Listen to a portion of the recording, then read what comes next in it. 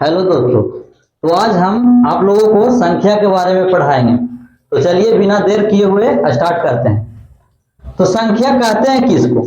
उससे पहले हम लोग जानेंगे कि अंक क्या है। तो अंक के बारे में जानते हैं।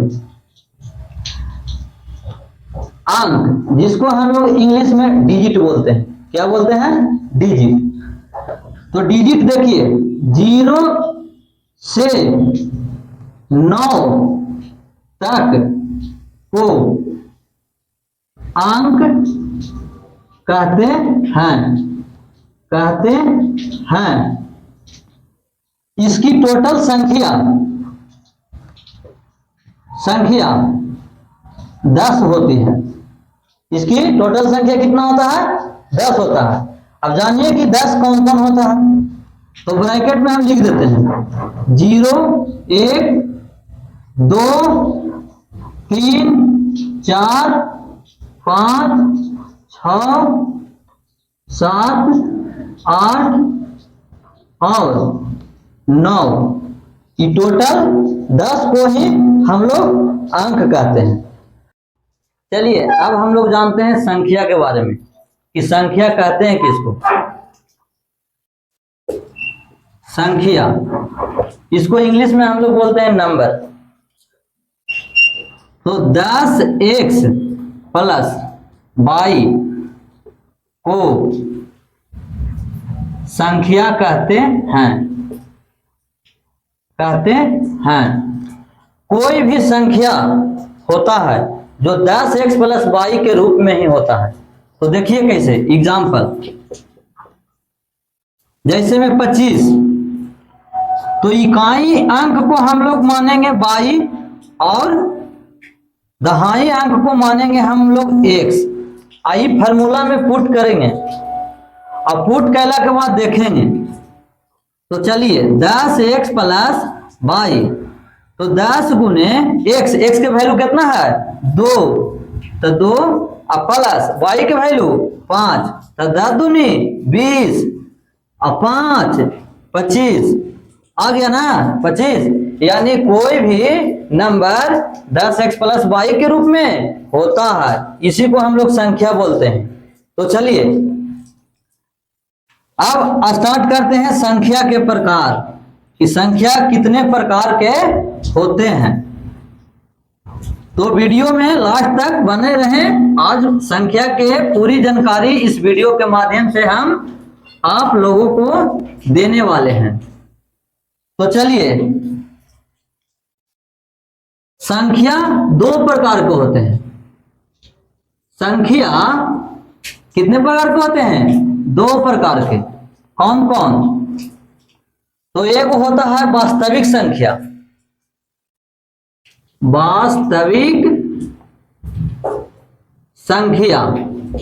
और दूसरा होता है काल्पनिक संख्या,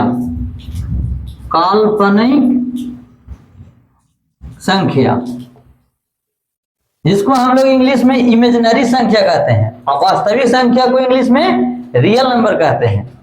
तो चलिए इसको परिभाषा भी कुछ देख लेते हैं थोड़ा कि वास्तविक संख्या है कहते हैं किसको। तो वास्तविक संख्या कहते हैं परिमेय और अपरिमेय के सम्मिलित परिवार को हम लोग क्या कहते हैं? वास्तविक संख्या कहते हैं।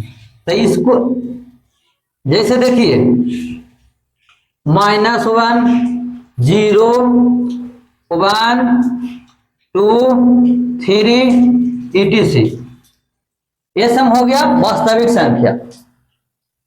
काल्पनिक संख्या जिसको हम लोग कल्पना कर सकते हैं, संख्या रेखा पर दर्शा नहीं सकते हैं, उसको हम लोग काल्पनिक संख्या कहते हैं, यानी इमेजिनरी संख्या।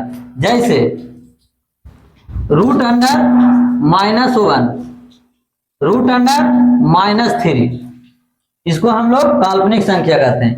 तो ये हम लोग को सिलेबस में नहीं है। हम लोग के सिलेबस यहां से स्टार्ट होता है वास्तविक संख्या। तो वास्तविक संख्या देखिए, वास्तविक संख्या के 2 प्रकार होता है।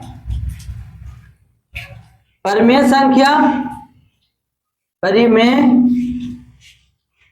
संख्या और अपरिमेय संख्या।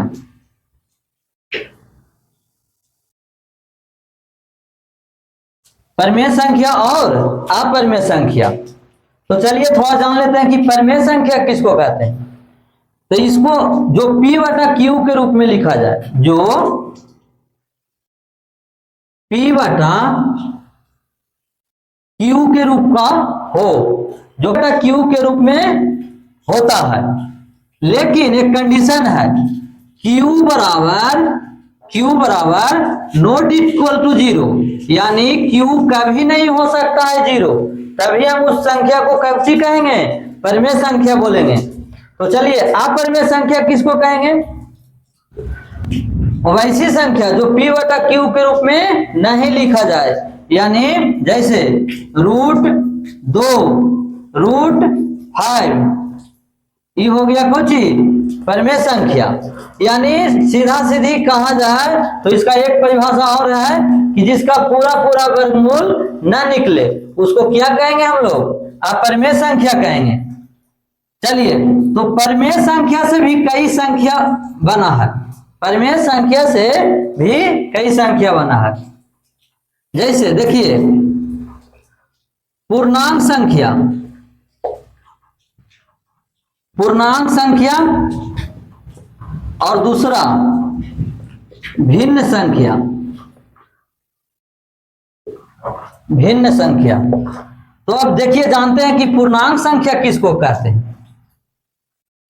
तो समझ जाइए कि संख्या रेखा पर जितने भी संख्या को यूज करते हैं हम लोग उसको पूर्णांक संख्या कहते हैं। जैसे में -1 -2 3 5 7, ये सब कुछ हो गया, पूर्णांक संख्या हो गया, etc पूर्णांक संख्या। यानी संख्या रेखा पर दर्शाने वाले सभी संख्या को हम लोग पूर्णांक संख्या कहते हैं। जैसे एक परिभाषा और है कि 0 सहित सभी धनात्मक और ऋणात्मक को हम लोग पूर्णांक संख्या कहते हैं। 0 सहित सभी धनात्मक और ऋणात्मक पूर्णांक संख्या कहलाता है। जैसे देखिए ये संख्या रेखा है तो यहाँ 0 होता है, और 0 के इस साइड होता है जो प्लस में होता है, यानी 1 2 3 3 4 डॉट डॉट डॉट etc, यानी अनडिफाइंड तक।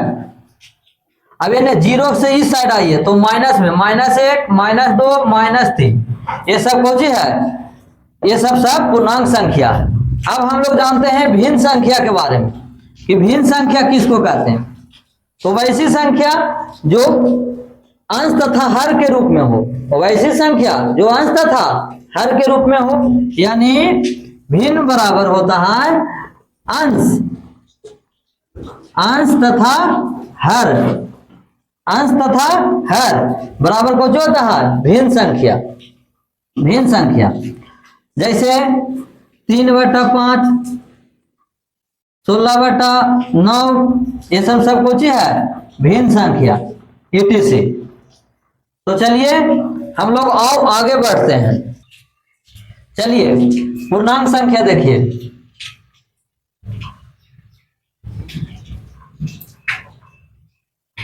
पूर्णांक संख्या। तो पूर्णांक संख्या में 3 चीज होता है, ऋणात्मक पूर्णांक,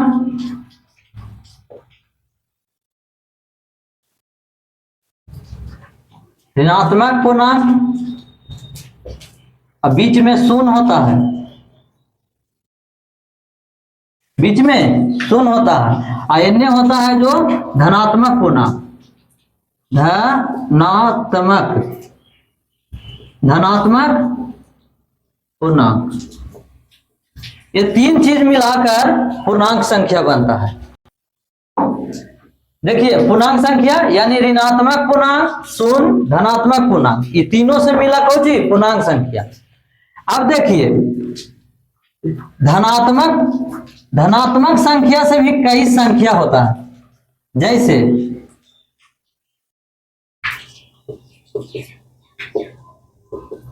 धनात्मक संख्या से भी कई संख्या होता है। तो सम संख्या, विषम संख्या, भाज्य संख्या और अभाज्य संख्या। अभाज्य संख्या। अब देखिए शून्य और धनात्मक, शून्य और धनात्मक से एक संख्या बनता है, उसको हम लोग बोलते हैं कौची? पूर्ण संख्या। पूर्ण संख्या। पूर्ण संख्या यानी पूर्ण संख्या के परिभाषा के अगर जो हम बात करें तो वैसी संख्या जो जीरो से शुरू होकर अनंत तक जाए, जो जीरो से शुरू होकर कहां तक जाए? अनंत तक जाए, उसको हम लोग कौची कहेंगे? पूर्ण संख्या। कौन संख्या कहेंगे? पूर्ण संख्या। एग्जाम्पल 0 1 2 3 4 ... etc, यानी इसको हम लोग पूर्णांक संख्या कहते हैं। एक आता है सिर्फ धनात्मक संख्या से एक और संख्या बनता है, उसको हम लोग बोलते हैं प्राकृतिक संख्या। कौन संख्या? प्राकृत संख्या। प्राकृत संख्या यानी इसको परिभाषा को बात किया जाए तो गिनती की संख्या, क्या? गिनती की संख्या को प्राकृत संख्या कहते हैं, या हम लोग ऐसे भी बोल सकते हैं कि एक से शुरू होकर अनंत तक जाता है, वैसी संख्या जो एक से शुरू होकर अनंत तक जाता है उसको हम लोग क्या बोलेंगे? प्राकृत संख्या बोलेंगे। जैसे में 1 2 3 4 5 etc, यानी अनंत तक को हम लोग कुछ बोलेंगे? प्राकृत संख्या बोलेंगे। अब आता है बात कुछ सम संख्या, विषम संख्या, भाज्य संख्या और अभाज्य संख्या। तो हम लोग एक एक करके पढ़ते हैं।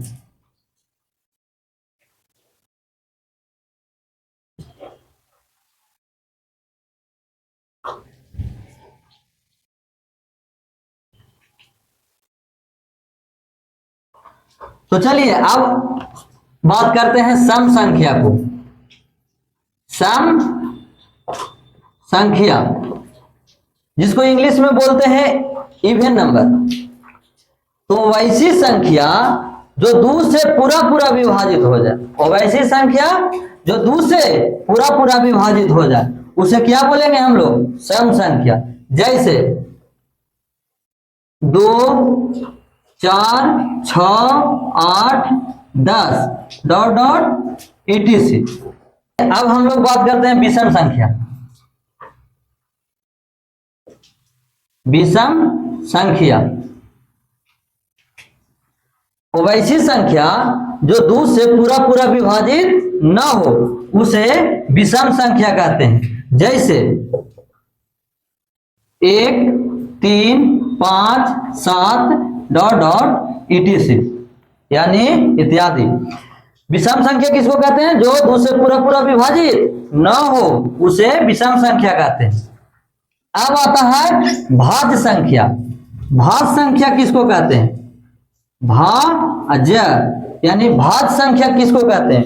वैसी संख्या जिसका गुणनखंड कम 3 या 3 से अधिक हो। वैसी संख्या जिसका गुणनखंड 3 या 3 से अधिक हो तो उसको कौन सी कहेंगे? भाज्य संख्या बोलेंगे। जैसे 4 6, तो देखिए इसको गुणनखंड कितना है? 4 के 3 होगा। देखिए 4 है जो 1 से भी कटेगा, 2 से भी कटेगा और 4 से भी कटेगा, तो इसका गुणनखंड क्या होगा? 3 गो होगा। उसी प्रकार 6 के गुणनखंड देखिए, तो 1 से भी कटेगा, 2 से भी कटेगा, 3 के भी कटेगा और 3 से भी कटेगा और खुद यानी 6 से भी कटेगा। तो हम कौन सी बोले इसका परिभाषा कि भाज्य संख्या वैसी संख्या होती है जिसका गुणनखंड कम से कम 3 या 3 से अधिक हो, तो वैसी संख्या को हम लोग भाज्य संख्या कहते हैं। और एक क्वेश्चन आता है एग्जाम में, हमेशा पूछता है वो सबसे छोटी भाज्य संख्या, यानी सबसे छोटी भाज्य संख्या क्या होता है? तो नोट पॉइंट में यहां लिख लीजिए कि सबसे छोटी भाज्य संख्या, सबसे छोटी भाज्य संख्या बराबर 4, यानी सबसे छोटी भाज्य संख्या क्या होता है, तो 4 होता है। चलिए अब हम लोग बात करते हैं क्या है अभाज्य संख्या। वो वैसी संख्या जिसका गुणनखंड 2 हो, जिसका गुणनखंड की संख्या कितना होना, 2 होना चाहिए। यानी या ऐसे भी हम लोग बोल सकते हैं कि वो वैसी संख्या जो एक और अपने आप से कटे, वो वैसी संख्या जो एक और अपने आप से कटे उसे अभाज्य संख्या कहते हैं। एग्जाम्पल में देखिए, एग्जाम्पल में 2, 3, 5, 7, 11 etc। ये सब कौन संख्या है, ये सब अभाज्य संख्या है। इसमें भी एक क्वेश्चन आता है, इसमें भी एक क्वेश्चन आता है एग्जाम में कि सबसे छोटी अभाज्य संख्या क्या होता है। सबसे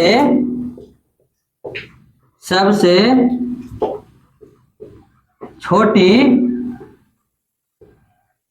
अभाज्य संख्या क्या होता है, तो इसका आंसर 2 होगा। इसका आंसर 2 होगा। सबसे छोटी अभाज्य संख्या 2 होता है। हम अभी परिभाषा बताएं कि अभाज्य संख्या के कि वैसी संख्या जो एक से कटे और स्वयं से कटे, यानी उसका गुणनखंड की संख्या कितना होना चाहिए, 2। जैसे देखिए 2, तो 2 जो है एक से भी कट रहा है और 2 अपने आप से भी कट रहा है, और किसी संख्या से कट रहा है नहीं। अब देखिए 3, तो 3 एक से भी कट रहा है और 3 खुद अपने से कट रहा है। तो देखिए और से 5 है, तो 5 एक से कट रहा है और 5 खुद से कट रहा है, यानी इसका गुणनखंड की संख्या हमेशा कौन सी आ रहा है, 2 आ रहा है। तो उम्मीद करते हैं कि आज के वीडियो से आप लोगों को संख्या के समझ में आया होगा। तो आज भर हम इतना ही।